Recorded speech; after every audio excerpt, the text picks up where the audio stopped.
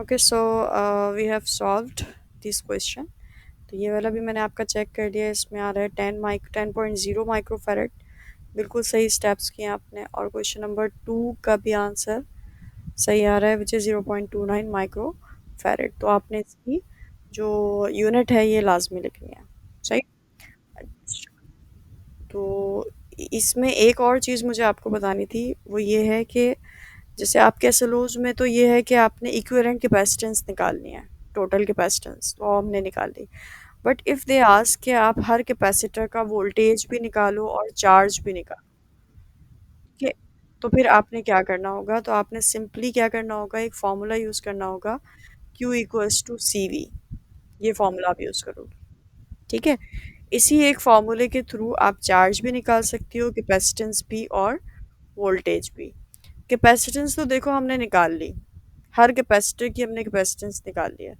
अब हमारे पास दो चीज़ें हैं, चार्ज और वोल्टेज, तो वो हमें निकालना होगा।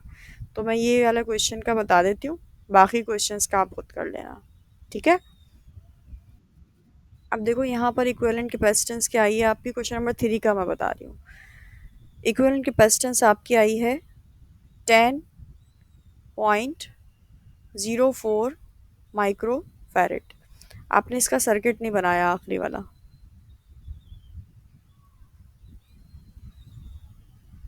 दोनों को कंबाइन करके क्या बन जाएगा, ये तो बैटरी है, बैटरी का वोल्टेज मैंने क्या दिया आपको, 12 वोल्ट। ये आपकी बैटरी है, 12 वोल्ट की बैटरी लगी हुई है। और इक्विवेलेंट कैपेसिटेंस जो आपने निकाली वो क्या है, 10.0। तो मैं 10.0 ही लिख लेते हैं,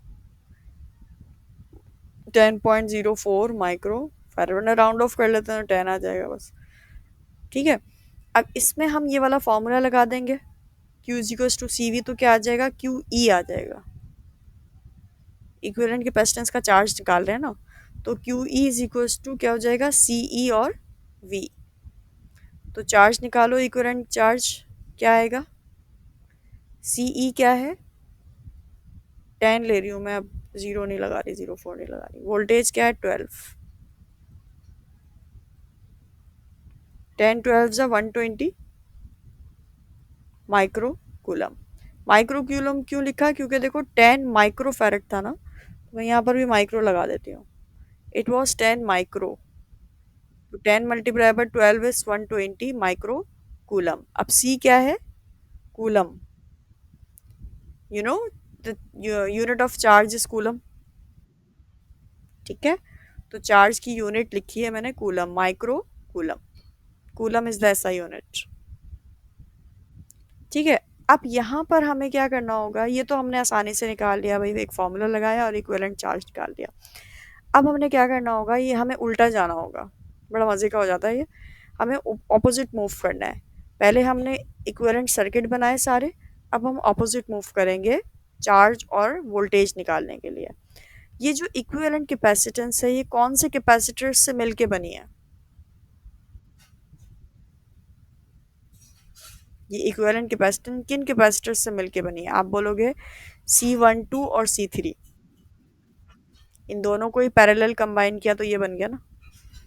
तो अब हम देखेंगे C12 और C3 जिनको मिलाकर CE बनाया गया है, वो आपस में कैसे हैं। They are together in parallel. और पैरेलल में चार्ज सेम होता है या voltage,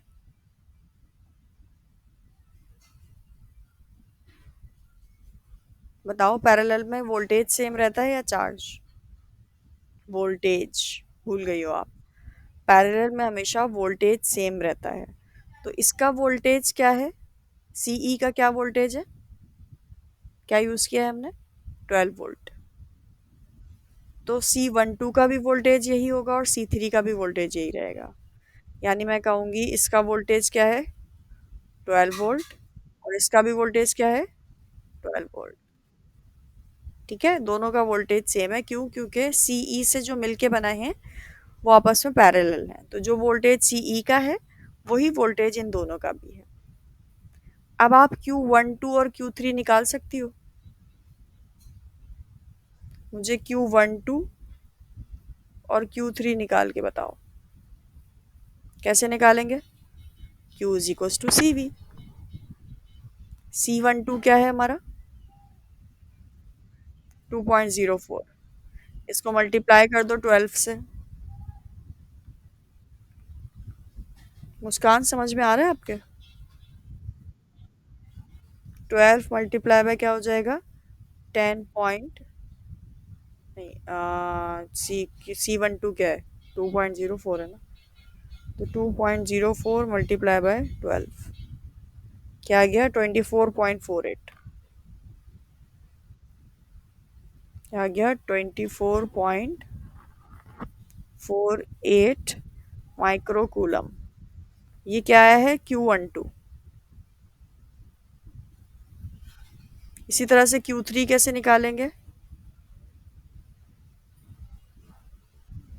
Q is equal to CV होता है ना। हाँ, शाबाश। 8 मल्टीप्लाई बाय 12, तो क्या हो जाएगा? 96 माइक्रो कूलम।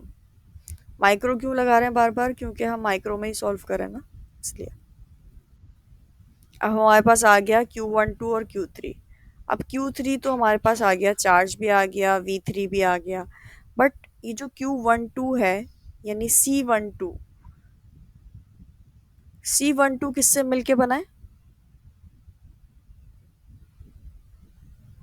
C12 किससे मिलके बना है कैपेसिटर? C1 और C2। C1 और C2 को सीरीज में कंबाइन किया था तो C12 बना था ना, है ना? तो C1 और C2 आपस में कैसे कनेक्टेड है?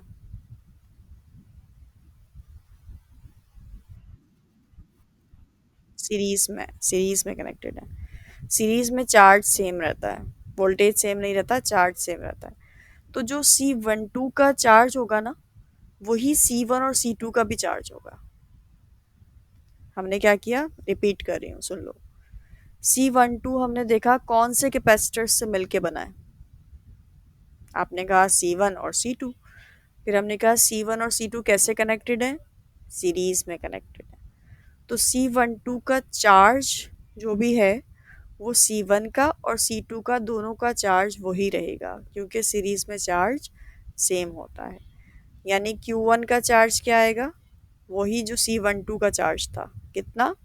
24.48 माइक्रोकूलम।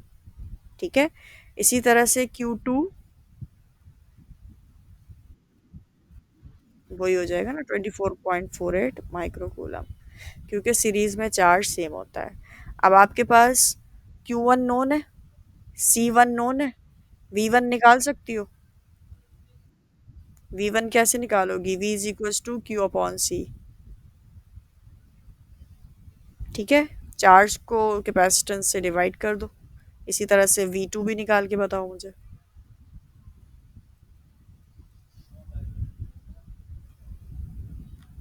चार्ज क्या है? 24.48 डिवाइड बाय कैपेसिटेंस कितनी है? 6। माइक्रो से माइक्रो कट जाएगा। It is 4.08। क्या आ रहा है? 4.08 वोल्ट्स। इसी तरह से V2 कर लो। 24.48 डिवाइडेड विथ कैपेसिटेंस कितनी है? 3। 8.16।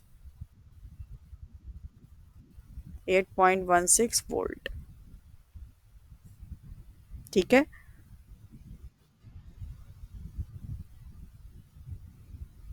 अच्छा, ये हमारे पास कोई मिस्टेक तो नहीं हुई है?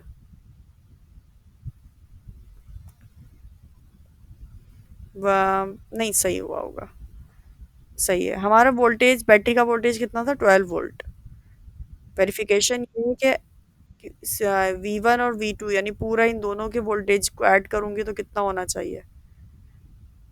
12 वोल्ट होना चाहिए ना। देखो, 12 वोल्ट इसके पैरेलल में ही आ रहा है ना ये।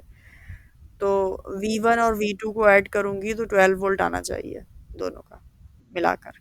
तो आ जाएगा ना 8, 9, 10, 11, 12। थोड़ा सा आगे पीछे हो रहा है, वो हमारे पॉइंट में वैल्यूज की वजह से। तो वेरिफिकेशन भी हो गई कि हमने सही, तो हमने हर कैपेसिटर का वोल्टेज भी निकाल लिया और चार्ज भी निकाल लिया। ठीक है। So in this way we can solve the overall circuit. But according to your SLOs, it is only written that you have to find out the equivalent capacitance. लेकिन ये भी मैंने इसलिए करा दिया क्योंकि अगर कभी इस तरह का क्वेश्चन आ जाए कि वो कोई चार्ज पूछ लें आपसे, कोई वोल्टेज पूछ लें, तो आप ब्लैंक ना हो, यू शुड नो। ओके।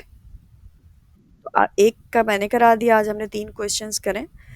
अब आप क्वेश्चन नंबर 2 और क्वेश्चन नंबर 1 जो हमने किया था, इट वाज क्वेश्चन नंबर 1। ठीक है, ये हमारी इक्विवेलेंट कैपेसिटेंस आई थी इसकी, इट वाज दिस। ठीक है। तो आपने इसी तरह से बैकवर्ड्स मूव करना है और मूव करके तमाम कैपेसिटर्स का वोल्टेज और चार्ज निकालना है, इसमें भी और इस क्वेश्चन नंबर 2 में भी। Got it? ठीक है। चलो, ओके। अल्लाह हाफिज़।